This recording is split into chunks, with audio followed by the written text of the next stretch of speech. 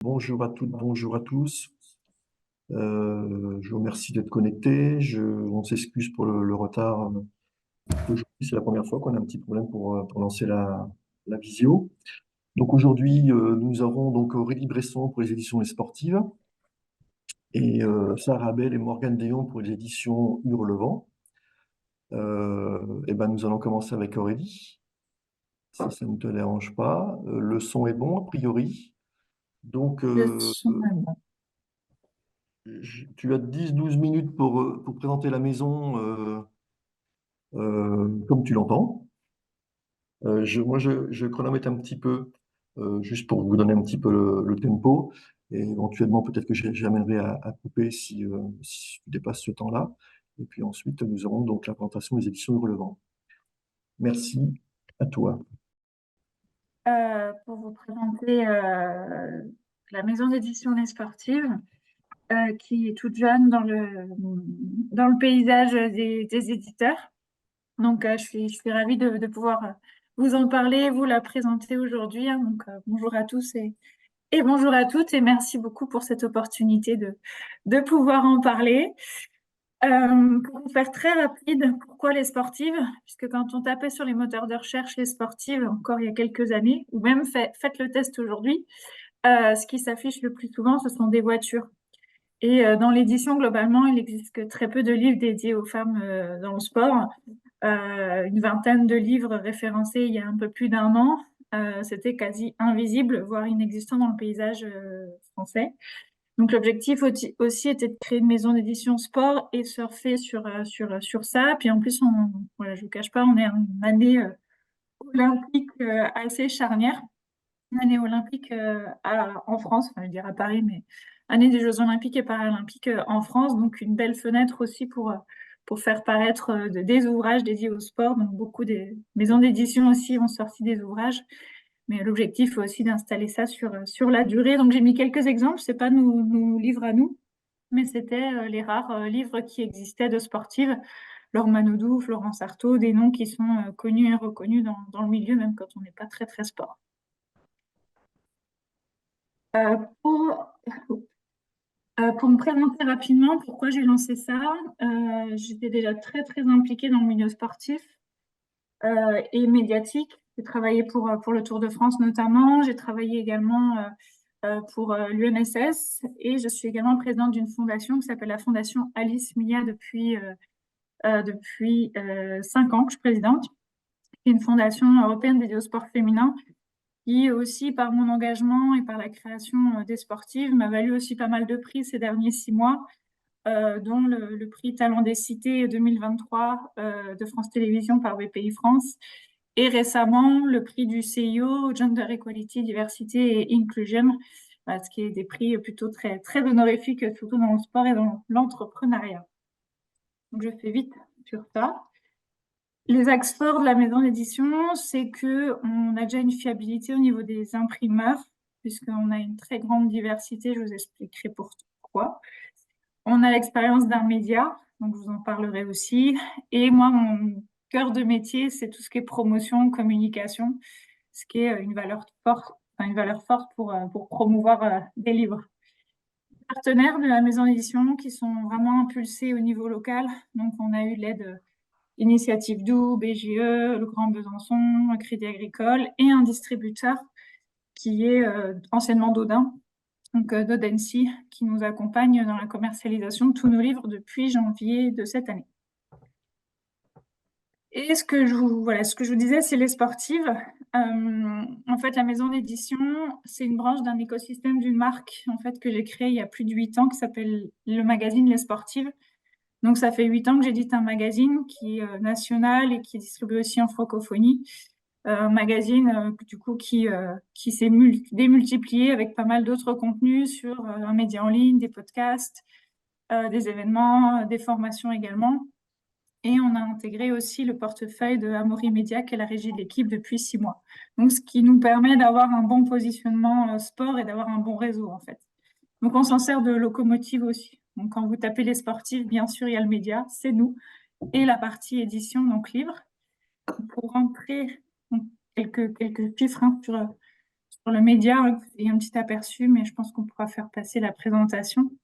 On a plus d'1 million de visiteurs par mois, avec 3 millions de personnes touchées, et on ne cesse de grossir en communauté, notamment en fait avec cette année des Jeux, c'est le moment ou jamais. Sur les livres, on en a sorti un premier sur l'alimentation. Donc en fait, par exemple, Alice Lévesque, qui est une handballeuse à Besançon, à l'ESBF, qui était handballeuse à Besançon, qui en fait s'est reconvertie dans la nutrition.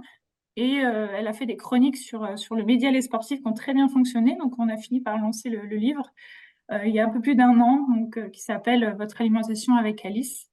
On a sorti un sur les règles d'or et quelques idées pour bien manger avant après le sport. Donc ce premier, voilà, c'était le 1er mars 2023. Et un deuxième plutôt sur la partie grossesse, qui est sorti il y a peut-être il y a 2 mois, je crois, qui est beaucoup plus récent.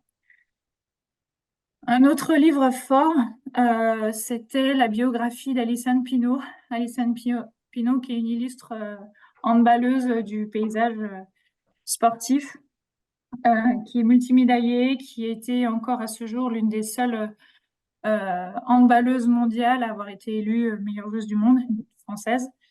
Et on a publié sa biographie, pareil, sur le constat qu'il n'existait aucune biographie, aucun livre dédié aux handballeuses. Donc c'est la première biographie d'une handballeuse française, il n'y en a jamais eu auparavant.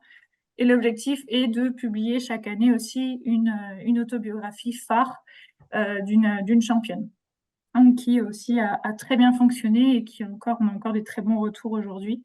Préface de Marie-Josée Pérec, donc ça aide aussi à faire un tremplin de promotion. Et je vous cache pas qu'Alison Pinault était un petit phénomène médiatique, donc elle a fait la tournée des médias. Donc on a énormément entendu parler d'elle et on va encore entendre parler d'elle dans le cadre des Jeux à Paris, puisque même si elle n'est pas retenue dans l'équipe de France, elle sera certainement à un poste de commentatrice, de bord de terrain, etc. Le tome 2, le livre 2 d'Alice Lévesque, dont je vous parlais sur la nutrition, là plutôt axée grossesse. Et l'objectif est qu'il y ait d'autres livres sur l'alimentation, sur cet écosystème qui est beaucoup plus grand public, mais avec des axes, des publics différents pour toucher un maximum. Parce que par exemple, la grossesse, c'est un livre qui est de niche, quoi. Il faut vraiment le demander, ou alors il n'y en a pas tant que ça, quoi.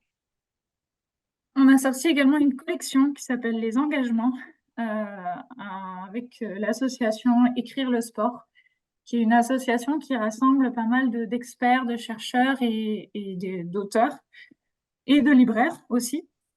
Et l'objectif de cette collection est d'asseoir des sujets sociétaux et des sujets qui ne sont pas du tout ou pratiquement pas abordés dans le sport. Le premier avec Béatrice Barbus qui s'appelle Dirigeante sportive et plafond de verre. Et un autre qui va apparaître dans quelques mois qui s'appelle Règles et sport, donc le sujet des menstruations. On appelait ça le sujet qui fait tâche. Donc avec des axes forts, des axes politiques aussi forts. Et c'est une année aussi importante pour aborder ces sujets. Et on a aussi l'objectif d'en sortir 3 par an. Donc le prochain sera sur aussi les tenues vestimentaires. Et il y a aussi des gros sujets d'actualité qui nous permettent aussi de rebondir dessus. Je ne sais pas si vous avez entendu parler des joueuses qui se plaignaient de jouer en t-shirt et en short blanc, notamment le short blanc, surtout dans le foot. Jouer en tenue de sport en blanc pour des femmes, c'est pas très adapté et elles sont pas très à l'aise. Donc certaines ont revendiqué de jouer, de pouvoir pratiquer le sport sans avoir des tenues tout en blanc. Donc ça fait pas mal de bruit, mais voilà, l'objectif est de comprendre pourquoi et puis de travailler sur ce sujet-là parce qu'il fait polémique, quoi. Donc la tenue sportive, donc on pense à Serena Williams dans sa combinaison, etc., sont des sujets toujours d'actualité et qui reviennent très régulièrement. Donc là, ça permet de poser avec des chercheuses et des chercheurs, puisqu'il y a aussi il y a des hommes aussi qui écrivent, de poser les sujets et puis vraiment d'aller sur une démarche de fond. Donc des formats de poche, des formats petits, plutôt pas très épais, à 6 euros, vendus très accessible. Donc il y a les fiches à chaque fois pour vous présenter un petit peu plus les ouvrages. Donc celui de Béatrice Barbus. Un autre livre, vous allez me dire encore du handball, mais c'est vrai que j'ai une appétence hand, donc on a beaucoup axé sur le hand au début, mais ça commence à se diversifier aussi, hein, faut bien lancer par une porte d'entrée. Là, elle n'est pas franc-comtoise. C'est Melvin Débat. On l'a sorti il y a très peu. On a déjà de très, très bons retours. Il est paru le 17 mai. Donc, vous voyez, c'est très, très récent. On a déjà fait une bonne séance de dédicace dans un Cultura à Orléans, enfin à Chambray-les-Tours, et aussi dans les coursives de 2 matchs de Chambray-les-Tours, puisqu'elle est encore joueuse professionnelle actuellement. Et le livre a eu beaucoup de succès. C'est un livre sur la vulnérabilité, donc sur la question mentale des athlètes de haut niveau. Et pas encore, par exemple, c'est encore un sujet très peu abordé dans le milieu sportif. Donc on a ce créneau-là, mais après, ça va beaucoup plus large. Ça ne concerne pas forcément les sportifs. Là, elle parle vraiment du sujet aussi du burn-out, de l'inceste, des sujets vraiment de fond, en fait, dont chacun peut avoir aussi ce vécu-là. Je vais mettre du temps, c'est toujours dans les temps. C'est bon. Donc, j'ai bientôt terminé. Encore un livre qui paraît, mais fin juin. Donc, on s'est donné l'objectif en 2024 de sortir une dizaine de livres. On a vraiment petit aussi ce vent en poupe depuis 1 an et demi, enfin, ouais, un peu plus d'1 an de sortir les livres. Après, on va s'installer plutôt dans une vitesse de croisière de sortir 3, 4 livres par an. Mais là, oui, à fin 2024, on pourra dire qu'on sera à 12, 13 livres de parution. Donc, un livre qui sort un peu des carcans du sport, là, on est plus sur toute attente de l'imprévu. C'est écrit par Éric Florent, qui est un ancien sportif de haut niveau, mais qui s'est reconverti dans la psychothérapie et qui est très, très impliqué sur le pouvoir de la femme, enfanter, etc. Donc, on a vraiment travaillé sur ce sujet plus spiritualité. Donc, vous voyez, le sport est aussi, nous, notre axe d'entrée, mais on s'ouvre aussi à vraiment d'autres sujets, à d'autres auteurs. Bien sûr, notre cheval de bataille, et notre cheval de Troie, j'aime bien dire, c'est plutôt les sportifs, les athlètes. C'est le rayonnement, bien sûr, mais on a aussi des sujets beaucoup plus de niche, mais toujours sur des sujets de fond. Donc là, je vous aurais parlé, c'est la parution en octobre du deuxième des engagements.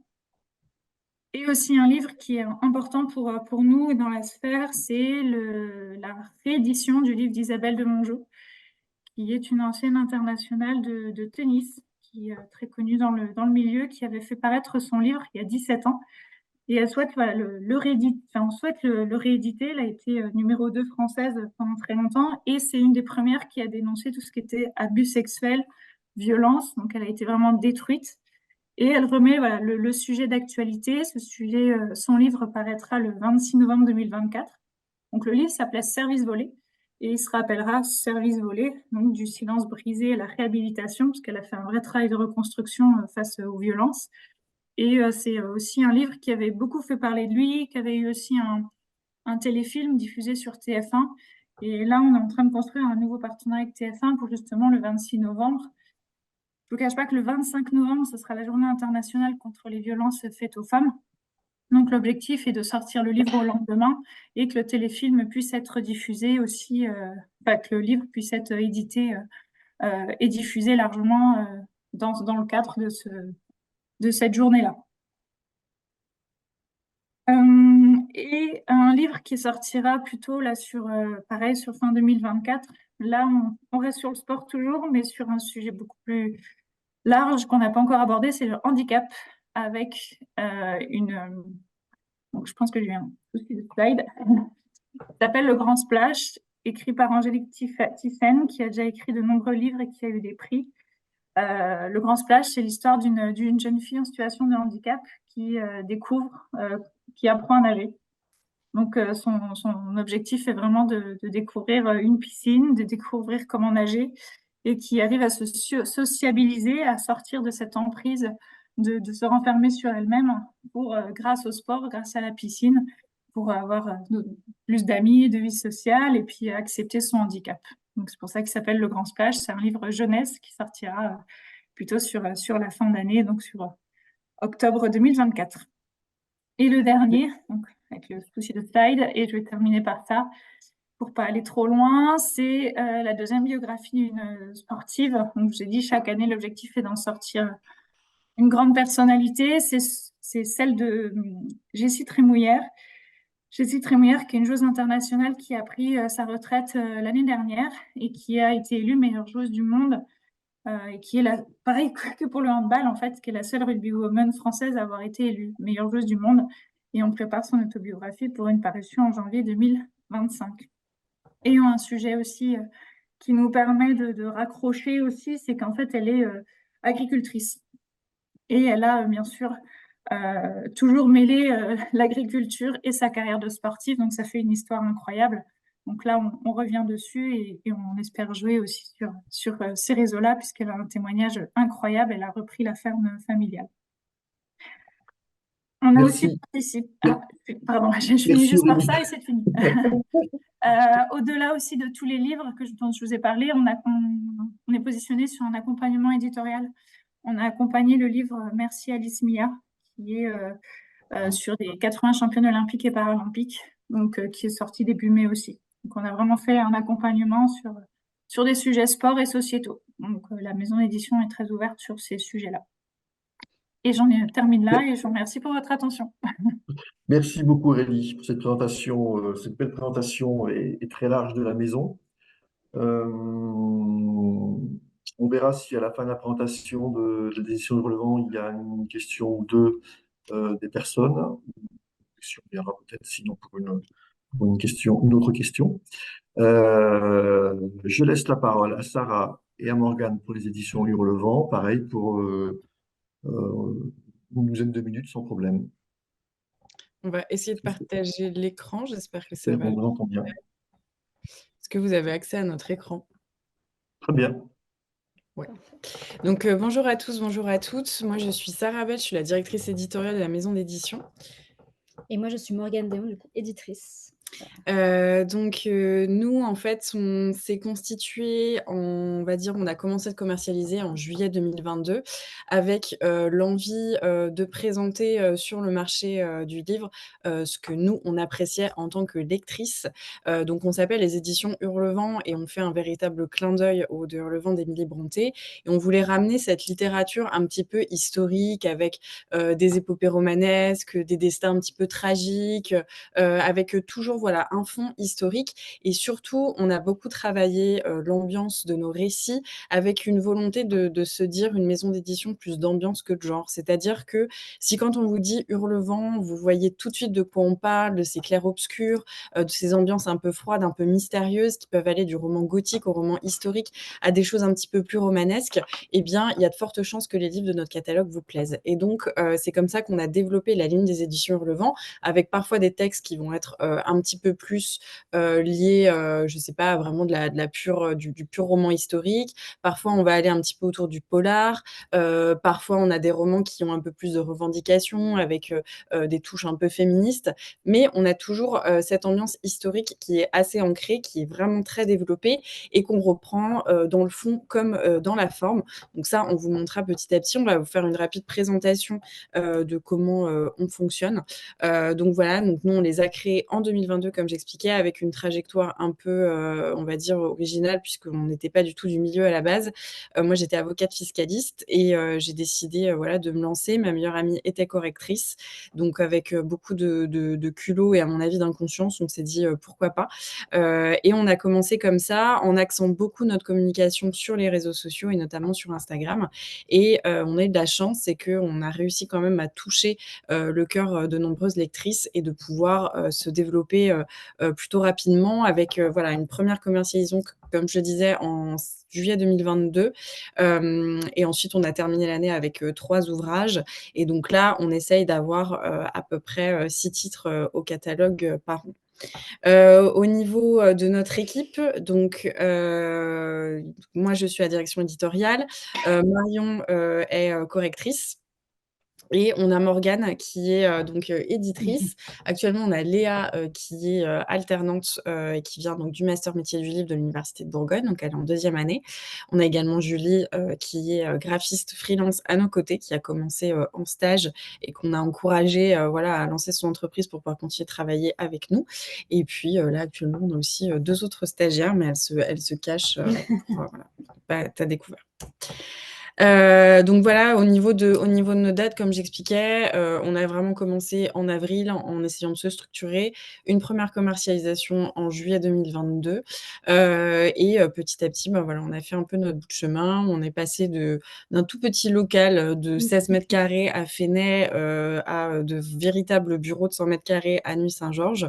On a pu embaucher, Morgane, donc qui nous a rejoints en mars 2023, en tant que stage de fin d'études, et qui est désormais, voilà, salariée, chez nous à temps plein. Et donc nous, on est diffusé et distribué depuis, mars 2024, donc mars de cette année.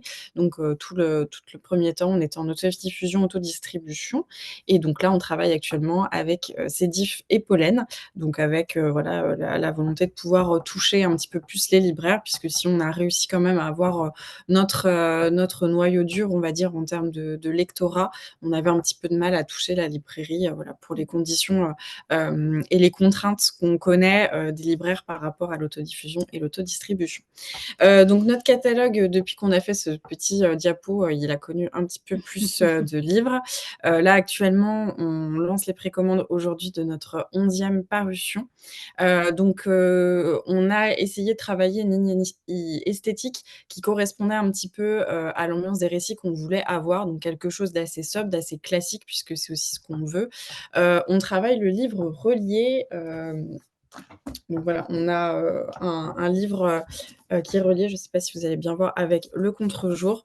Donc avec l'idée de reprendre un petit peu, les collections anciennes. Je pense que vous pouvez le voir sur la slide, l'ensemble. L'idée, c'était vraiment, que, l'identité de la maison d'édition, elle se révèle autant dans le fond que dans la forme. Donc comme j'expliquais, avec des textes, qui vont aller séduire tout un public qui a été bercé par, les Sœurs Brontë, Jane Austen, Daphné du Maurier, ce genre de choses. Et ensuite, on voulait aussi que la forme appelle notre lectorat et que notre ambiance soit assez forte. Donc c'est pour ça qu'on travaille sur ces livres. On nous pose souvent la question, les couleurs n'ont pas de lien avec, les genres ou les histoires. Enfin, en tout cas, ça a un lien avec, l'aura globale, du roman. Il y a toujours un petit signe, en fait, qui rappelle, quelque chose, dans le texte. Mais l'idée, c'est d'avoir quelque chose de sobre, de simple et surtout d'intemporel, parce que c'est ce qu'on recherchait, en fait, avec, notre maison d'édition. Donc voilà, actuellement, on a 11 livres au catalogue. On a une rupture de stock, donc qui est notre 3e ouvrage, qui est actuellement en rupture de stock.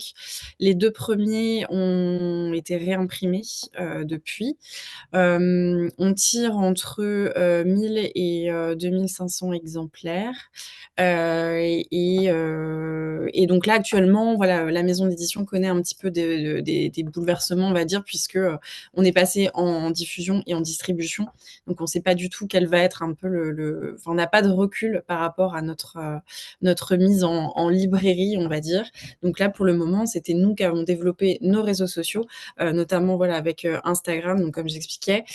Donc on a une communauté d'à peu près 9000 abonnés. Ça nous a vraiment permis de toucher un public, de le fédérer, d'avoir en fait notre clientèle, notre lectorat qui suit toutes nos parutions et qui nous soutient, même si depuis, voilà, on a fait ce petit changement. Donc pour le moment, nos chiffres de vente sont, on va dire, établis par rapport à ce qu'on a connu en autodiffusion, autodistribution. Mais je nous souhaite en tout cas que s'il y a un Nespresso des éditeurs dans 1 an, on puisse avoir doublé nos chiffres. On travaille pour le moment avec une majorité de primo-autrices qui n'est pas du tout un choix ni une revendication. On n'a pas une ligne éditoriale qui est fermée uniquement à des autrices. C'est juste que notre ligne, je pense, fait que les écrits sont plus souvent produits par des femmes, en tout cas les écrits qui correspondent à notre ligne éditoriale. On participe à des salons dans la région. Notamment, on fait Livre en Vigne, on fait le Printemps des poètes. Qu'est-ce qu'on a fait d'autre? Je pense qu'on va faire Clameur cette On année fait Clameur. également. Donc voilà, on essaye. Puis tous les décembre, on fait une petite réunion. Oui, voilà, tout à fait. Petit marché de Noël. On fait un petit marché de Noël. Donc on essaye quand même d'être assez présente d'un point de vue local parce que ça nous tient à cœur et que voilà, on trouve ça toujours agréable de rencontrer le lectorat. Au niveau du fonctionnement, qu'est-ce qu'on peut dire? Je pense qu'on a beaucoup résumé. Je pense qu'on a beaucoup résumé. Là, du coup, d'ici la fin d'année, on a encore 2 livres de prévus, plus celui-ci qui est en précommande aujourd'hui. Donc un qui devrait sortir en septembre si tout va bien et un autre qui devrait sortir courant novembre si tout va bien également. Donc Et tout ira bien. et tout ira bien. Donc voilà, c'est tout. Je pense que c'est Je tout. pense que ouais. Les filles ont vraiment réfléchi la ligne, comme lectrice avant éditrice et du coup, on propose également plein de petits à côté en termes de communication, donc des petites cartes là pour celui-ci, qui reprend un peu l'esprit du récit. Donc là, c'est un récit qui se passe sur un bateau, donc c'est une carte maritime, mais également des petits marque-pages qui reprennent le dos. Donc c'est vraiment, pour faire en sorte que l'expérience de lecture soit globale. On essaye de proposer vraiment à nos lecteurs et nos lectrices ce que nous, on aimerait trouver en termes de qualité de livre et en termes de goodies aussi autour du livre. Donc voilà, on essaye de penser à tout à l'intérieur des livres. Là, Sarah l'a sous les yeux. On met des playlists qui sont faites par les autrices et qu'on peut simplement scanner à travers le code sur Spotify. À côté, voilà, il y a une petite carte. On va travailler l'intérieur avec des bandeaux de chapitres. Voilà, donc c'est vraiment un ouvrage qui est autant réfléchi sur le fond, sur l'histoire, que sur la forme, avec ce bel objet livre. Je fais du téléachat, je m'excuse, mais Je pense que ça peut bien nous résumer. le téléachat? Ouais. Donc voilà, je pense qu'on a tout. Oui, je pense que globalement, on pense a que tout globalement, dit. on a tout dit. Après, ça serait un petit peu long de vous présenter, tous les ouvrages. Comme, j'expliquais, voilà, notre ligne, elle a toujours un ancrage historique assez fort, qui peut, changer, d'un point de vue, spatio-temporel. Alors évidemment, notre cœur, s'emballe toujours quand on parle, de littérature, en Angleterre au 19e, mais on a aussi exploré des périodes comme la Révolution française, comme la France dans les années 50, donc voilà, où on est même allé du côté des Romanov, en Russie. Voilà, on a quand même un gros travail historique qui nous prend, nous, beaucoup de temps, en termes d'accompagnement éditorial, parce que l'idée, c'est pas de se revendiquer être une maison d'édition qui fait de l'historique et à côté de ça, ne pas pouvoir, derrière avoir une cohérence, historique. Je vois qu'il y a une question, sur où sont imprimés les ouvrages. Nous, ils sont imprimés en Bulgarie, tout simplement parce qu'on fait du livre relié, qui coûte quand même, assez cher, en fabrication et qu'en France, concrètement, pour ce qu'on voulait faire avec nos quantités, on était autour de 12-15 €, je crois, le livre. Donc concrètement, on n'aurait jamais pu, exister. Donc on espère qu'à terme, on aura la possibilité, avec un gros volume, de pouvoir, en tout cas imprimer en France. Mais actuellement, voilà, ça ne nous permet pas de le faire. Donc on est quand même en Europe, on est quand même avec une imprimerie, qui nous certifie, donc des papiers recyclés, et au niveau des encres aussi, les labels écologiques, donc ce qui est assez rassurant. Mais voilà, on n'a pas pu, nous, imprimer en France. Quand on fait pas de brochet, c'est quand même très compliqué. Merci beaucoup.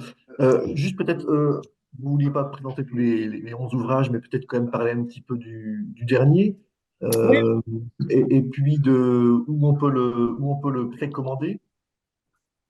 Alors au niveau de nous des précommandes, en fait, on a un système, où, on avait envie de rapprocher, en fait, c'était aussi un constat en tant que lectrice, si on n'est pas à Paris, c'est très compliqué d'aller, aux sorties littéraires où on peut rencontrer l'auteur, où on peut avoir une dédicace. Je pense que quand on est lecteur, on aime aussi le livre, on aime l'objet livre et on aime, tout ce qu'il représente, son côté, voilà, très pérenne dans nos bibliothèques qu'on peut, donner. Enfin voilà, il y a quelque chose d'assez mystique, je trouve, autour du livre et nous, on s'est dit, qu'on aimerait bien rapprocher un peu, tous les acteurs, du monde en fait de ce livre fini. Donc autant, les éditrices qui moi pour moi sont souvent présentes en fait en salon avec moi parce que je trouve que c'est important et c'est souvent les personnes les mieux placées, pour parler du roman parce qu'elles le connaissent par cœur et qu'elles ont travaillé très longtemps dessus.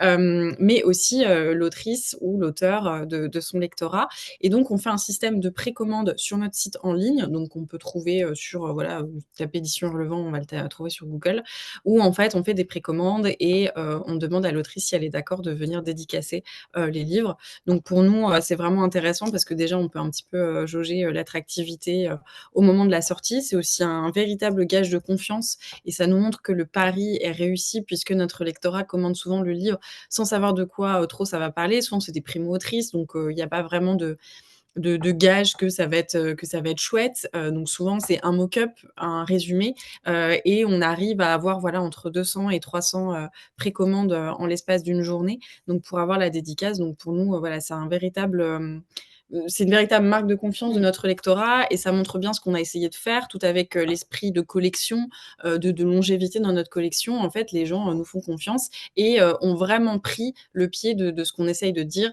Si un de nos ouvrages vous a plu parce que vous vous reconnaissez dans ces ambiances, eh bien, il y a de fortes chances que les autres vous plaisent.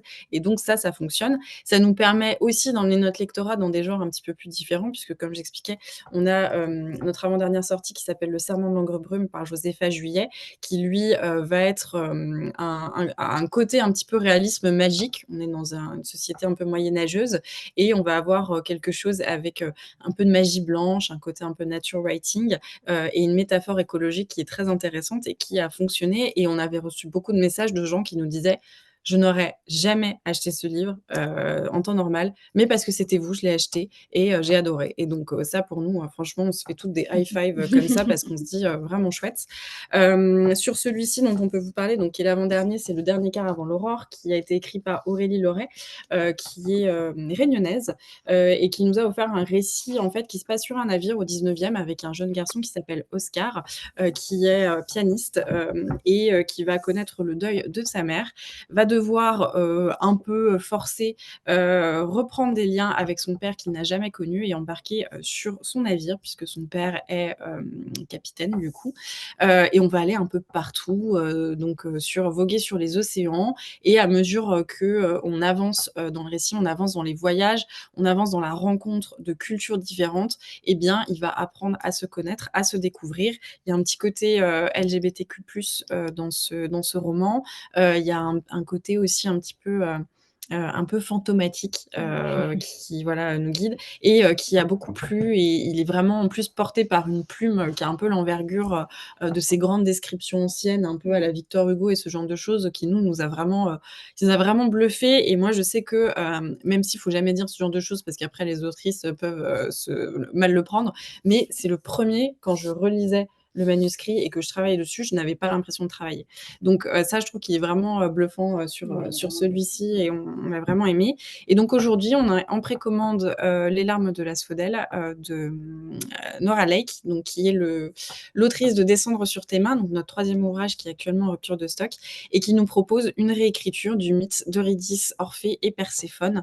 Et c'est une réécriture saphique et voilà, on pense qu'il va vraiment plaire parce que voilà, il nous a déjà, nous, beaucoup plu et on sait que voilà, l'autrice, elle a déjà son lectorat. Elle publie également avec les éditions du Chat Noir, donc avec parfois voilà, un côté un peu plus fantastique qui, nous, on ne peut pas voilà, l'accompagner sur ce genre de récit qui change un peu trop de notre ligne éditoriale. Mais on a hâte de porter ce roman et de l'avoir entre les mains. Et, voilà, il va être très beau. Merci beaucoup à toutes deux. Donc, juste rappeler qu'on peut vous rencontrer et certainement une ou plusieurs de vos autrices le samedi 15 juin à Clameur. Donc, c'est place du Bar-Oseille, dans le cadre de cette manifestation. Et effectivement, ça s'appelle le marché des éditeurs. Vous aurez l'occasion aussi de voir une vingtaine d'éditeurs de la région. Voilà, en plus de Hurlevent. Merci beaucoup à toutes deux. Juste Aurélie, puisque la question est adressée aux deux éditrices, savoir où vous éditez. Je crois qu'on a où vous imprimez, pardon. On avait parlé un petit peu au début. Et puis, même question, si on veut te rencontrer ou rencontrer une de tes autrices très prochainement, est-ce qu'il y a une date de prévue? Oui, alors pour les impressions, on est essentiellement en France. On travaille beaucoup avec l'imprimeur Simon à Ornans et aussi avec l'imprimeur Corlet, qui est là plutôt de l'autre côté de la France, pour les plus petits ouvrages, mais pour les grosses, pour comment dire, les grosses quantités, par exemple, comme pour le livre d'Alison Pinault, on l'a sorti à 3000 exemplaires. Et là, on a quasiment vendu plus de la moitié d'ailleurs. Et on l'a fait imprimer chez Imprimeur Simon. Donc voilà, on poste beaucoup au local. On participe beaucoup à des salons. Donc là, le prochain, c'est le salon de Forbach qui est début juin, donc le week-end prochain, le week-end d'après. On aime beaucoup aussi le salon Livre dans la boucle. Et on réalise régulièrement aussi des cafés rencontres avec les éditeurs qui le souhaitent. On a la chance d'avoir Alice Lévesque qui est sur place aussi. On fait venir des sportives. Alison Pinou, on l'a fait venir également. Et là, on a fait à la médiathèque des Tilleuls à Palante la semaine dernière. Oui, la semaine dernière. C'était mardi dernier avec Alice Lévesque. Donc, il y avait une bonne quinzaine de personnes. On a fait une soirée conférence sur ces ouvrages, sur l'alimentation, avec un public qui n'était pas vraiment très sportif, mais plutôt à l'attrait alimentation. Donc, c'était un très riche moment, très, très sympa, avec une diversité de profils. Donc, on peut nous rencontrer. Moi, je suis sur Besançon, je bouge pas mal, bon, un peu moins en ce moment, mais on est régulièrement présent sur les salons ou les événements sportifs également. On essaye d'avoir des belles vitrines de nos livres sur les moments sport. Merci Aurélie. Je crois qu'il y avait une autre petite question pour les sportives. Oui, alors il y a deux questions. Déjà, une première qui s'adresse aux deux maisons d'édition concernant la distribution et la diffusion. Et puis, une question adressée aux sportives, puisque les sportifs ne sont pas forcément écrivains, et pour savoir comment vous les accompagnez dans l'écriture. Alors, pour répondre aux deux questions, Je me, la pardon, première, oui. je me permets juste, c'est moi qui souhaitais poser une question par rapport à la distribution aux deux maisons. Du coup, je me permets de préciser quand même ma question. En fait, nous, c'est des questions qu'on s'est posées aussi cette année, après 15 ans d'autodistribution et autodiffusion. Et on a très vite été très refroidi en fait par les conditions par les conditions de partenariat. Et donc mes questions c'était comment ça s'est mis en place pour vous? Est-ce que vous avez directement confié plusieurs ouvrages? Est-ce que vos tirages ont dû être augmentés significativement ou non? Et du coup, est-ce que est-ce que vous avez été mis en risque, on va dire, et quels sont vos premiers retours par rapport à ces partenariats? Voilà, merci. Merci. La première année, on a commencé en auto-édition, surtout avec le livre d'Alice Lévesque qui est très local. On s'est concentré 100% en Bourgogne-Franche-Comté. Paris gagné, hein, on a tiré à 700 exemplaires. On est en rupture de stock. Il nous restait une centaine d'exemplaires qui se sont vendus via notre distributeur national. Mais en fait, comme les livres avaient vraiment vocation à aller en national et international, puisque là, l'objectif est aussi d'éditer le livre, par exemple, d'Alison Pineau en anglais. L'objectif était de se dire comment on va plus loin en fait on peut pas gérer tout seul, hein. On n'est que deux là, sur les parties de la maison d'édition. J'ai un alternant qui s'appelle Jolan qui m'aide beaucoup là-dessus. Et voilà, c'est de se dire, est-ce qu'on passe par un distributeur, diffuseur national, donc en l'occurrence Dodin.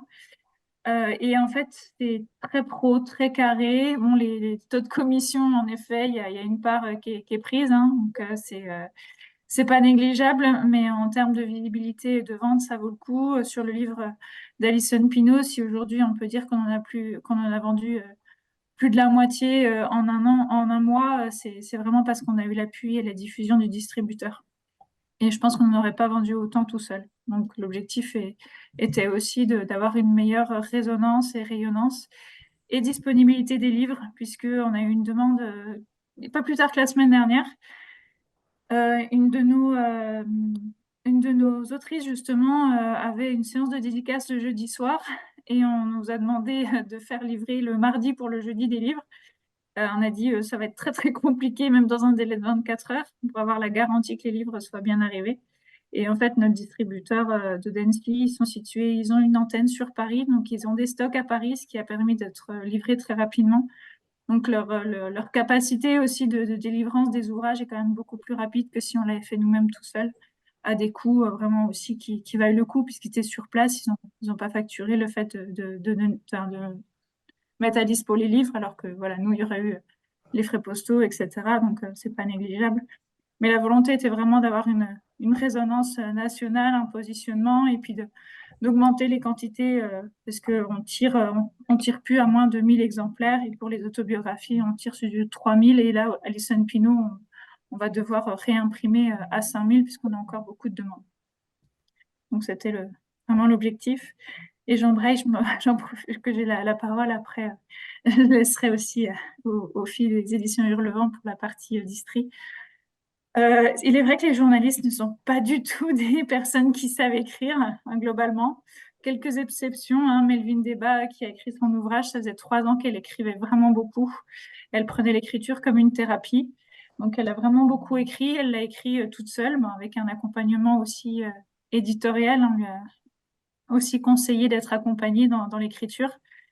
Mais pour le livre d'Alison Pinault qui n'est pas du tout écrivaine, qui n'a pas du tout la fibre écriture, qui n'est pas très à l'aise, mais en fait, ça a été écrit avec une journaliste qui s'appelle Méjaïne Miri, qui est spécialisée dans le handball. Donc, c'est elle qui a pu retranscrire son histoire. Et pareil pour Jessie Trémouillère. Jessie Trémouillère, c'est une journaliste qui s'appelle Inès Irigoyen, qui est une journaliste qu'on voit régulièrement sur Stade 2, qui est spécialisée rugby. Et en fait, c'est des journalistes qui connaissent déjà les athlètes et les athlètes ont déjà confiance aux journalistes. Donc, elles se confient très facilement. Méjaïne Miri, elle est dans le handball depuis 15 ans. Elle a elle a suivi toute la carrière d'Alison Pinault et en fait, elles se sont très vite liées d'amitié. Donc, le fait de se confier était plus simple aussi pour la sportive que si elle avait écrit elle-même. Et pareil pour Jessie Trémouillère, les séances ont commencé et ça se passe vraiment très très bien puisque c'est une journaliste qu'elle connaissait déjà. Donc, elle a pu aussi se livrer très facilement. C'est pour ça que je disais, nous, on a cette spécificité d'avoir un média, enfin un magazine, où on a déjà des personnes qui écrivent, où je fais appel très régulièrement à des pilistes. Donc, j'ai l'habitude d'avoir plutôt un côté journalistique. Mais du coup, c'est un autre travail hein, aussi, hein, d'écrire un livre. C'est pas pareil que d'écrire une pige dans un magazine. Mais du coup, on a aussi mis en place 2, 3 cycles de formation pour les journalistes pour leur montrer aussi que c'était pas infaisable, que c'était un autre style d'écriture. Et finalement, ça s'est très bien fait. Du coup, j'enchaîne pour la question d'Anna concernant la diffusion-distribution. Alors effectivement, il faut avoir envie de se plier à leurs conditions. Alors, par rapport à ce que vous disiez sur les livres, confier tel ou tel livre, nous, c'était pas du tout la question. En fait, nous, on avait pour objectif, mi-2025, d'arriver à diffuser, distribuer, parce qu'il faut quand même une assise. Il faut pouvoir anticiper ces textes pendant au moins presque 6 mois à l'avance, parfois, avec les argumentaires des diffuseurs. Donc, il faut avoir une équipe derrière, il faut travailler assez longtemps sur les manuscrits. Et donc, ça a mis du temps un petit peu pour s'installer. On a eu la chance d'être démarchés assez rapidement. Et nous, je pense que la chance et l'avantage qu'on a pu avoir, c'est qu'on vendait très bien toute seule. On vendait très bien toute seule, donc on a pu dire, alors ok, par contre, telle condition, nous, ça ne nous va pas trop. Donc, je pense que après, ça dépend aussi de son envergure, sur le fait d'imprimer plus ou pas. Je pense qu'il faut quand même se rappeler que le diffuseur, il va toujours pousser à faire plus, à avoir plus de quantité. Le distributeur aussi, il a tout intérêt, hein, parce que ça augmente ses frais de location, ça augmente sa gestion, etc. Mais il faut pas oublier que aussi professionnels et intimidants peuvent-ils être, on a toujours le choix. Et donc moi, par exemple, je demande mes notés libraires, j'adapte quand même, parce que l'idée, c'est pas non plus de fâcher les libraires et d'arriver avec une rupture de stock dès le premier jour de commercialisation. Cela étant, on n'est pas obligé non plus de faire droit à tout ce qu'ils vous demandent. Il n'y a rien marqué dans le contrat qui vous oblige à approvisionner comme ils l'entendent. Donc ça, il faut quand même se le rappeler déjà. Et ensuite, je pense que c'est un véritable calcul à faire et ça, c'est difficile de répondre au cas par cas parce qu'il faut regarder au niveau de son business plan, il faut regarder au niveau de son prévisionnel. Il faut être capable effectivement d'accepter que les premiers temps, c'est compliqué. Parce que on sort beaucoup de livres et on est payé à 105 jours avec du coup une commission où on est quand même lâchement amputé dessus. Mais c'est un calcul à faire sur est-ce qu'on peut avoir une envergure pour aller toucher du national en grande quantité et dans ce cas-là, je vais faire beaucoup plus de livres, mon taux unitaire va baisser et l'un dans l'autre, je vais quand même être gagnante malgré cette marge. Il faut pas oublier non plus que quand même, très, très, très, très rares sont, les grands succès, d'éditeurs qui sont en totale autodistribution et autodiffusion et qui peuvent faire beaucoup, beaucoup de volume. Nous, notre envergure, c'est de faire du volume et c'est de pouvoir, se hisser un peu sur, toutes les étals de librairie. Et ça, sans ça, on peut pas, en fait, même en étant, autodiffusé, autodistribué. Et on avait quand même une grosse partie développement commercial. On appelait les libraires, on faisait du démarchage. On avait quand même, enfin là, quand j'ai clôturé mon 2e exercice, j'avais plus de 600 factures libraires qui ont été faites depuis juillet 2022. Donc, on avait quand même réussi à s'implanter dans les librairies, mais pas autant que ce que je voulais. Et donc, c'est pour ça qu'on est passé là-dessus. Mais c'est effectivement un calcul. Donc après, il y a peu de choses à dire. C'est que oui, c'est injuste. Oui, c'est un modèle qui, je pense, a quand même beaucoup de choses qui sont franchement limite. Cela étant, ça fonctionne comme ça et c'est difficile d'y déroger si on veut, avoir un vrai succès en librairie, un vrai développement. Parce qu'au-delà, en plus de vendre du livre et de faire du volume, parfois ça bloque quand même pour les salons, pour les prix littéraires, pour toutes ces choses-là parce que, souvent, c'est avec, un libraire et ils sont pas tous très coopératifs à l'idée de travailler avec des autodiffusés, autodistribués. Et encore une fois, c'est pas une critique, c'est un constat parce que voilà, pour eux, ça leur change de leur mode de fonctionnement. Donc après, faut faire des calculs. Faut avoir, je pense, les reins, assez solides. Faut être sûr de son équipe derrière et sûr de ses ouvrages et pouvoir en sortir, tant. Mais, voilà, que je pense qu'effectivement, nous, pour le moment, on n'a pas vraiment de retour. On a des bons chiffres. On a des chiffres qui sont beaucoup plus gros que ce qu'on faisait nous, avec, les libraires directement parce qu'encore une fois, bah, on n'est pas commercial, on est éditrice, et on n'a pas non plus le temps, tous les jours de faire du démarchage. Donc on voit quand même une différence. Et voilà, c'est intéressant. Nous, par exemple, sur notre premier ouvrage qui est parti en diffusion, donc c'était le dernier quart avant l'aurore, on est sur une primo-autrice. On était presque, on va dire, primo maison d'édition qui arrive sur le marché des libraires parce que jamais, beaucoup n'en avaient jamais entendu parler de nous. On a eu quand même 475 notés pour ce titre sur notre premier passage en diffusion. Là, sur celui dont on parlait en réécriture mythologique, on est à plus de 750 notés. Donc on a quand même, voilà, après il faudra voir, il y a aussi les retours, ça faut pas les oublier, il faut les anticiper aussi, mais très très difficile de donner un point de vue général parce que bah, nous on sait que voilà, on se tire un peu les cheveux là sur la période de transition, mais on sait pourquoi on le fait et voilà, on a calculé pour. Donc je sais pas si ça répond totalement à la question. Oui, oui, ça a bien répondu. Merci beaucoup. Merci beaucoup pour votre honnêteté, en tout cas, parce que effectivement, j'ai fait exactement le même constat de mon côté. Et donc, ce sera peut-être pour un prochain ouvrage, mais celui-là, en tout cas, pas tout de suite, quoi. Donc, mais merci beaucoup. On va creuser la question, en tout cas. Après, si je peux me permettre de rajouter sur le distributeur, tout dépend des distributeurs, hein. Nous, on a réussi aussi à vraiment négocier, hein. Comme vous dites aussi très bien, les choses se négocient. Nous, tous nos livres ne passent pas forcément en totalité par le distributeur.